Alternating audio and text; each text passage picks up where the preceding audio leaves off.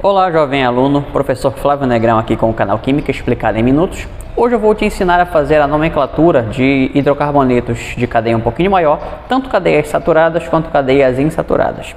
Então, sem enrolação nenhuma, bora nessa! Bora! Então, começando pelas cadeias que são saturadas, o que acontece? É a coisa mais simples de se resolver. Por quê? Basta que eu confira o número de carbonos e faça a regra que nós aprendemos no vídeo anterior. Então aqui quando eu paro para analisar, eu tenho 1, 2, 3, 4 carbonos. Então o prefixo que a gente vai utilizar é o prefixo but, que me indica os 4 carbonos. O infixo vai ser o an, porque são somente ligações simples na cadeia inteira.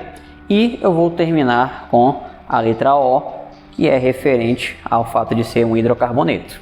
Quando eu paro para analisar a segunda cadeia, eu tenho aqui 1, 2, 3, 4, 5, 6, 7 carbonos. Como são 7 carbonos, o nosso prefixo vai ser ept. Como eu tenho somente ligações simples na cadeia, novamente an.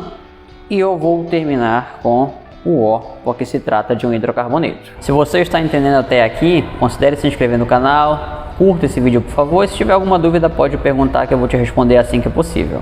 Essa tua colaboração é importante para fazer o canal atingir mais pessoas. Isso me ajuda demais no meu trabalho. Trabalhando agora com cadeias que sejam insaturadas, o fato é, quando eu tenho uma cadeia insaturada, a regra continua valendo, só que eu preciso indicar onde é que estão as nossas insaturações. Então o que eu preciso fazer? Se eu fosse simplesmente dar o nome dessas cadeias aqui, vocês concordariam comigo que, como todas elas têm 4 carbonos e todas elas apresentam uma ligação simples, automaticamente o aluno ele é compelido a dizer que isso seria o buteno. Mas não faz sentido, por quê? Porque quando você olha para a cadeia, você vê que elas meio que são diferentes. Então tem que ter alguma coisa para diferenciar a cadeia uma da outra a partir de uma posição diferente, de um formato diferente. Nesse caso, a gente percebe que a diferença ela está na nossa dupla ligação aqui. Então o que eu vou fazer? Primeiramente, antes de dar o nome, eu vou ter que fazer o que a gente chama de numeração de cada carbono que aparece na cadeia. E essa numeração ela não é feita de modo aleatório, ela é feita da ponta mais próxima da insaturação. Então o que acontece? Quando eu faço a nossa numeração, eu sei que existe um carbono bem aqui. E aqui vai ser o nosso carbono número 1. Por quê? Porque a nossa dupla ligação está exatamente nesse primeiro carbono da cadeia. Então eu continuo com a numeração. Aqui carbono 2, aqui carbono 3 e aqui carbono número 4. Então quando eu for dar um nome, a regra permanece. 4 carbonos, prefixo but. Só que agora eu tenho uma ligação dupla e antes de falar sobre a ligação dupla colocando o nosso infixo em, eu tenho que dizer aonde é que está essa ligação dupla. O que eu percebo? Que ela está entre o carbono 1 e o carbono 2. Eu não vou usar os dois números, eu vou usar somente um, eu uso somente o menor. Então, como ela está entre o carbono número 1 e o carbono número 2, eu vou dizer que a posição é a posição de número 1, porque eu sempre uso o menor número. E aí, como se trata de uma ligação dupla, eu vou usar o infixo em e o final vai ser com a letrinha O. Então o nome desse composto é but-1-eno, por conta da posição onde está essa nossa dupla ligação. Que viagem é essa, velho? Da onde vem a miséria? Esse 1 ele pode ser omisso, eu poderia muito bem simplesmente escrever aqui buteno, por conta da insaturação estar no carbono número 1. Então esse 1 eu poderia omitir. Só que, por exemplo, quando eu pego o nosso segundo caso aqui, que eu paro para analisar, nossos carbonos estão aqui, que eu acabei de marcar para vocês. E aí, nesse caso, tanto faz por qual lado você começar a numeração. Porque se você começar por aqui, ó, 1, 2, cheguei na dupla ligação. Caso eu começasse por aqui, 1, 2, ó, cheguei na dupla ligação. Então, tanto faz por onde eu começar, porque a distância ela é a mesma. Então, vou seguir o padrão que a maioria das pessoas seguiria, que é de começar da esquerda para a direita. 1, 2, 3 e 4. Então, quando eu for dar o nome para isso, a regra permanece.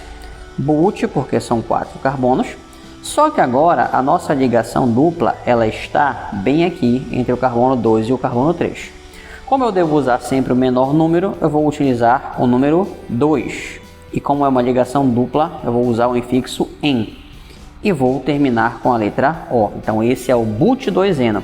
Eu não posso omitir esse 2, ele tem que aparecer obrigatoriamente. E aí nesse último caso, o que acontece? Esse último caso, eu tenho aqui, ó, a insaturação está no mais para o lado direito, então a numeração correta, ela é aqui, ó, da direita para a esquerda. Então quando eu faço isso, para carbonos eu tenho 4, então permanece but. Ligação dupla aqui entre 1 e 2, então vou utilizar o número 1. Ligação dupla se chama EN, e aí eu termino com a letra O. O que eu percebo? Que esse composto que eu acabei de escrever tem o mesmo nome do composto que eu fiz no exemplo aqui acima. Por quê? Porque é a mesma cadeia, gente.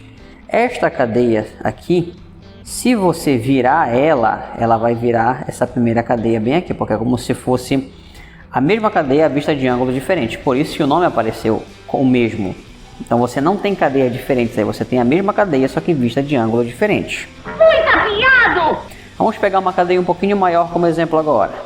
Nesse nosso exemplo agora, eu tenho 1, 2, 3, 4, 5, 6, 7, 8 carbonos. Então eu já sei que eu vou utilizar o prefixo oct, por serem 8 carbonos. Só que para numeração, o que acontece?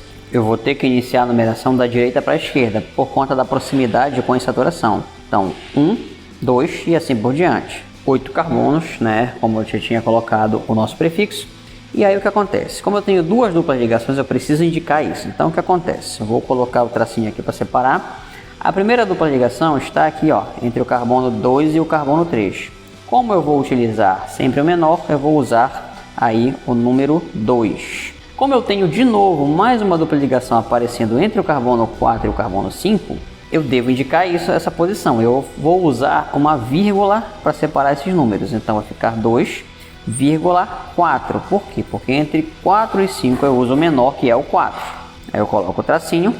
E como são duas duplas ligações, fica um infixo de EN.